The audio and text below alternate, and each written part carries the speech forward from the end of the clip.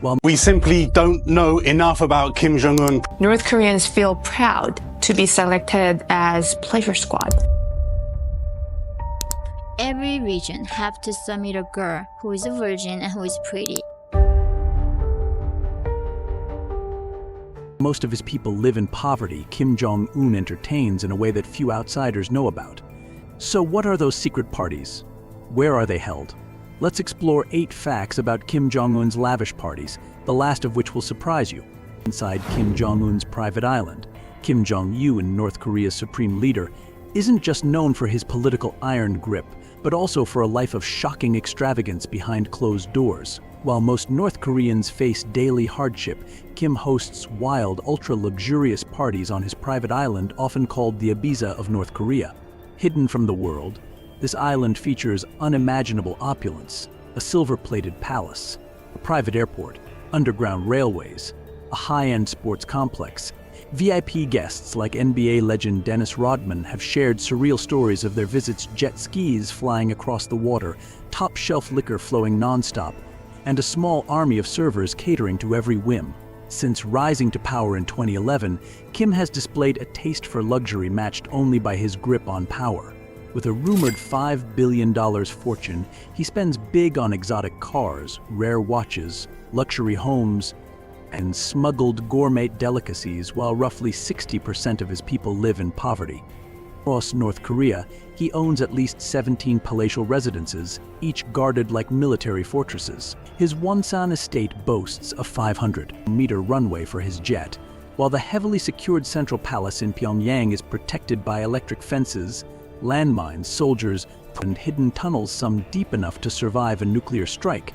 But when he wants to disappear from public view, Kim retreats to his island, a surreal paradise that rivals billionaire Richard Branson's most exclusive retreats. Rodman once described a 2013 visit where he spent a week in a dreamlike atmosphere, comparing it to Hawaii or Ibiza, except there, Kim Jong-un rules as the undisputed king, surrounded by 50 to 60 trusted inner circle members who drink, dance, and laugh without limits. Though North Korea keeps these secret parties under wraps, intelligence leaks, defector testimonies, and rare guest accounts have started to reveal the truth: a world where extreme power and unlimited wealth collide in scenes that feel like fantasy. This isn't just a story of riches, it's a glimpse into the ultimate display of authoritarian luxury. And that's where the true display of power begins, not in speeches, but in spectacles carefully designed to impress and control.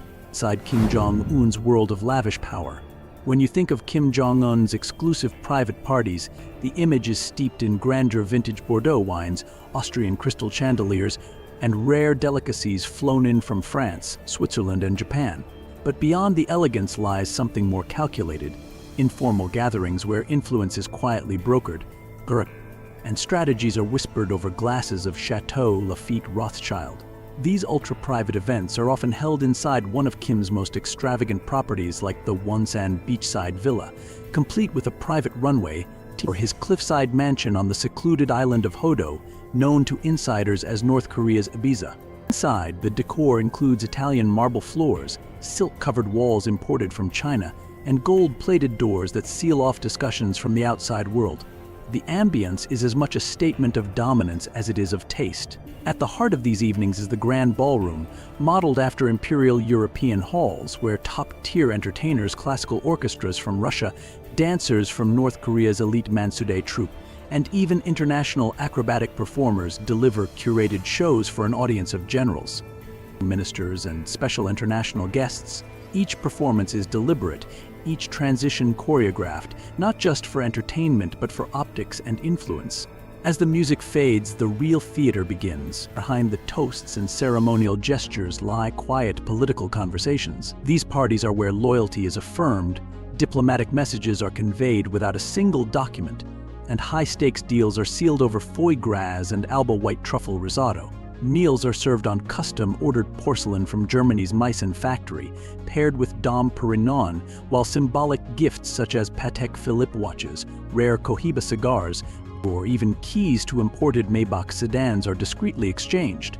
Though the cost of each gathering is unknown, estimates suggest millions are spent per event, made possible by carefully concealed financial operations. Some reports point to luxury imports routed through Dandong, Macau, and Southeast Asia hubs used to bypass sanctions and fuel this insulated world of power. Kim Jong Un has transformed these parties into more than just indulgent affairs. They are controlled stages for elite influence, meticulously curated to solidify alliances and project a carefully crafted image of unshakable leadership. In this world, diplomacy wears a tuxedo, influence is built over a rare single malt, and presence itself becomes power. What do you think of this rarefied world where luxury meets strategy? Comment below.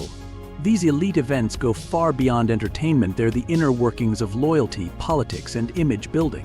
Inside Kim Jong-un's private world of power. At the top of the list are elite gatherings reserved for high-ranking officials and loyal military leaders. Within these settings, trust is reinforced through luxurious banquets, rare imported wines, and elaborate celebrations designed to maintain unity and loyalty at the highest levels. One of the most intriguing and controversial elements tied to these gatherings is the so-called pleasure squad, a group of young female performers reportedly selected for their beauty and artistic talent to entertain senior officials. These performances often include music, traditional dance, and social engagement, though much of what occurs behind closed doors remains the subject of speculation and rumor.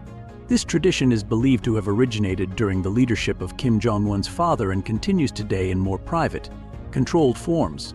In addition to these exclusive events, there are also major celebrations marking birthdays, leadership anniversaries, and national milestones. While the public participates in grand parades, fireworks, and patriotic performances, the inner circle enjoys even more refined gatherings filled with gourmet meals, high-level entertainment, and symbolic gestures of loyalty. Kim Jong-un's personal interests are also deeply embedded in these events. As a known enthusiast of music and the performing arts, he frequently features the Moranbong Band, a state-sponsored girl group known for its theatrical style, patriotic flair, and closed gatherings that blend entertainment with ideological messaging. His love for sports is also well known, particularly basketball. One of the most memorable examples was the visit of NBA legend Dennis Rodman, who participated in a friendly game that symbolized not only cultural exchange but also the soft power embedded in leisure and diplomacy. Perhaps the most carefully choreographed gatherings are those involving international guests. Every detail from fine dining to music, atmosphere, and security is orchestrated to project an image of strength, wealth, and control. But perhaps the most unexpected symbol of this secret world lies underground in a casino that's as exclusive as it is mysterious. Inside Kim Jong-un's secret casino, hidden deep beneath the capital city of Pyongyang, where only a privileged few are allowed to enter, lies one of North Korea's most astonishing secrets, the Master Kim Jong-un Casino.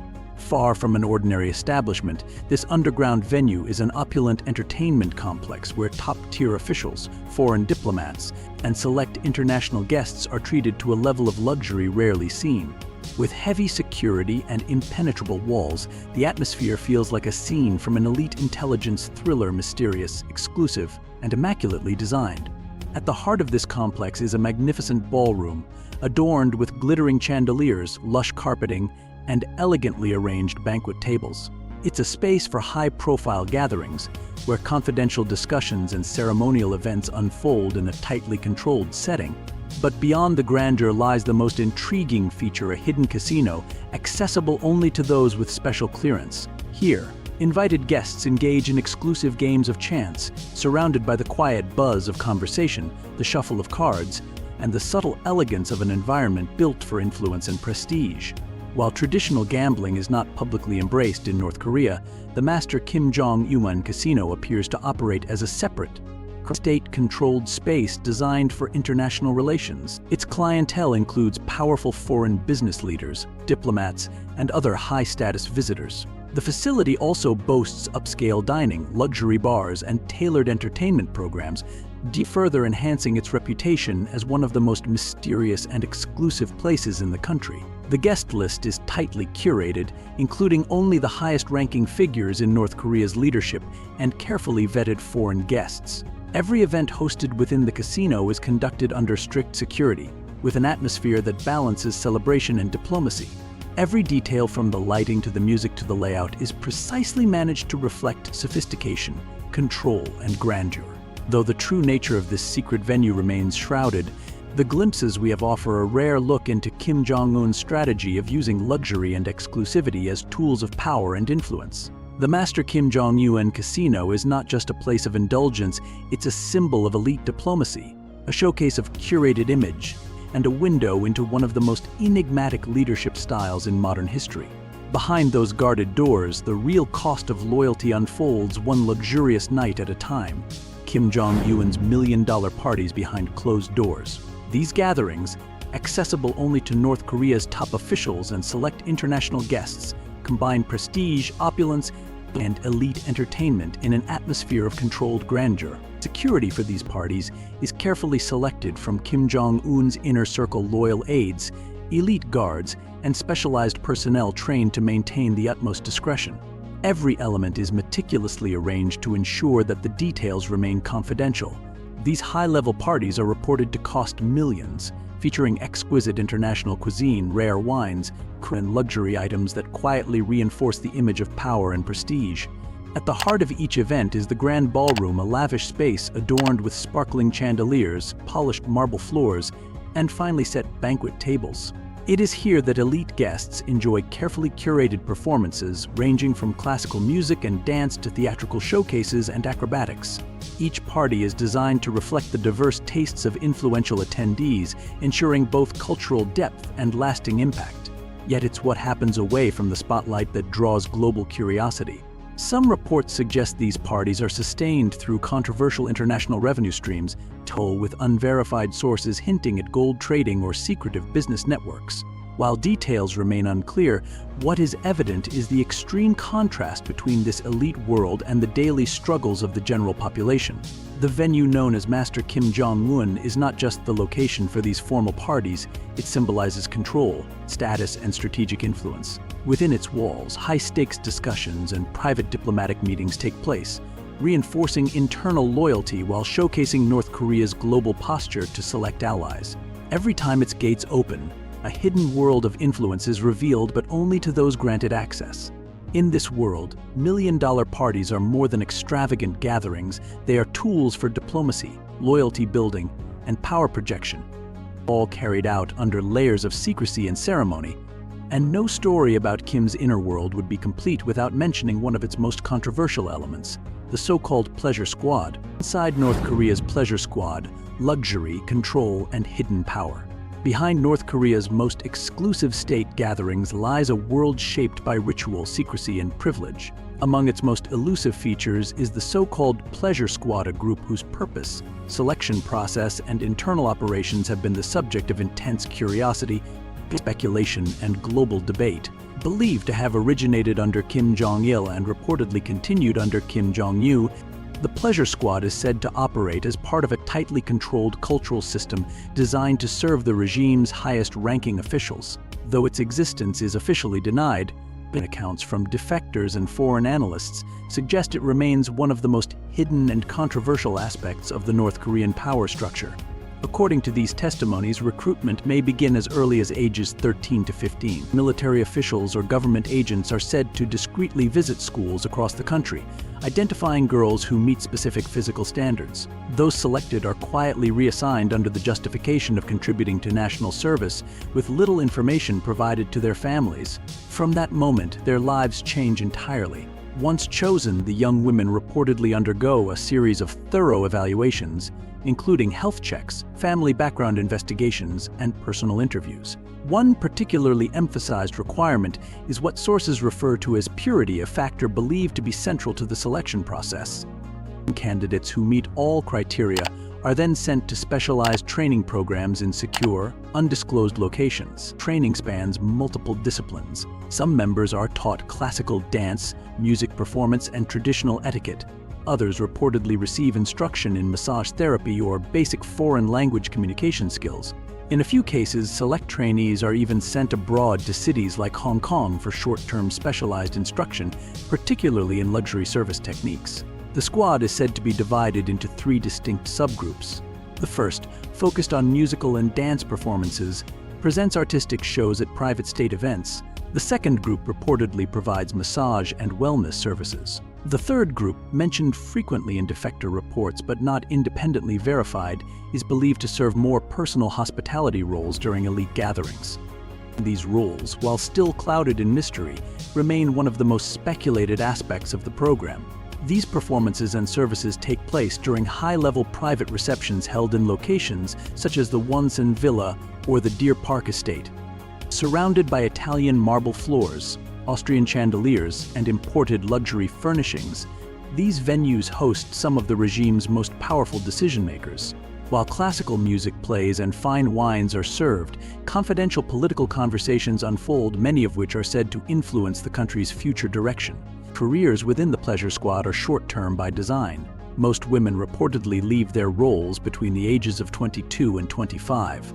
Some are later offered arranged marriages to high-ranking officials or rewarded with government positions. Others quietly return to society, their past never officially acknowledged, and their experiences left unspoken.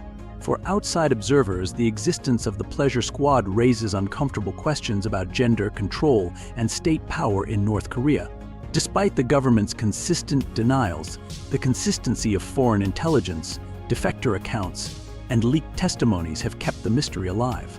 What remains behind these velvet curtains is a portrait of a regime where image, loyalty, and influence intersect in a world of opulence and absolute control.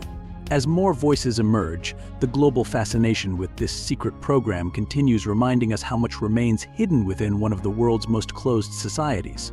And whether on land, sea, or in the skies, Kim doesn't just move, he arrives. Always in absolute control. How Kim Jong Un travels like a billionaire warlord.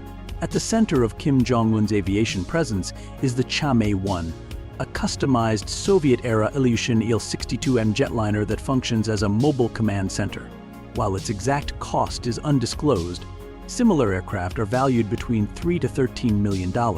Kim's version, however, features bespoke upgrades, white leather seating, polished rosewood tables, integrated entertainment systems, minibars, and even crystal ashtrays, transforming it into a symbol of mobility and command.